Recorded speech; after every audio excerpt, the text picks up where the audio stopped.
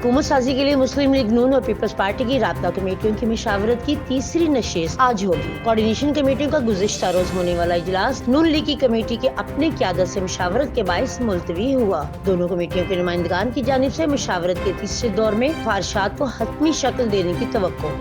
Election commission की जानिब से कौमी असम्बली की मजीद 37 नशिस्तों पर उम्मीदवारों की कामयाबी के नोटिफिकेशन जारी। इलेक्शन कमीशन ने कौमी असम्बली के हल्के 190 ता 24 के तमाम हल्कों पर कामयाब उम्मीदवारों के नोटिफिकेशन का ऐलान कर दिया।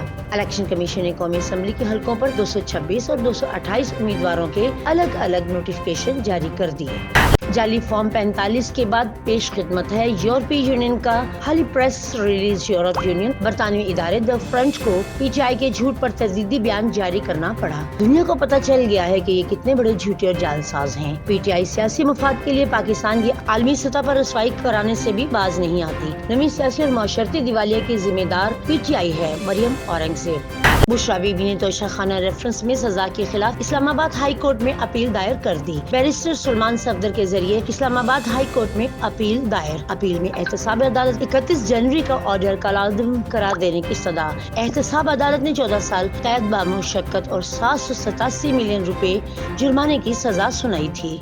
इस्लामाबाद में सिक्योरिटी हाई अलर्ट और दफा 140 का निफाज। इस्लामाबाद में हंगामा आराई की किसी को इजाजत नहीं दी जाएगी। तमाम जमातों को अवामी मालूमाती प्लेटफॉर्म से दफा 140 के नाफजुल अमल होने की बाबत आगाह किया जा चुका है। खिलाफवर्जी करने वालों के खिलाफ सख्त कानूनी कार्रवाई अमल में लाई जाएगी। इस्लामाबाद पुलिस।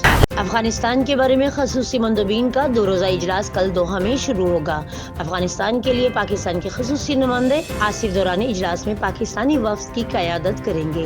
अक़वाम मुत्तहिदा की सेक्रेटरी जनरल की जानिब से बुलाए गए इजलास में अफगानिस्तान के साथ बैनुल अक़वामी रवाबत को मज़ीद मजबूत बनाने की हिकमत अमली पर गौर करना है। तर्जुमाने दफ्तर ख़ारजा।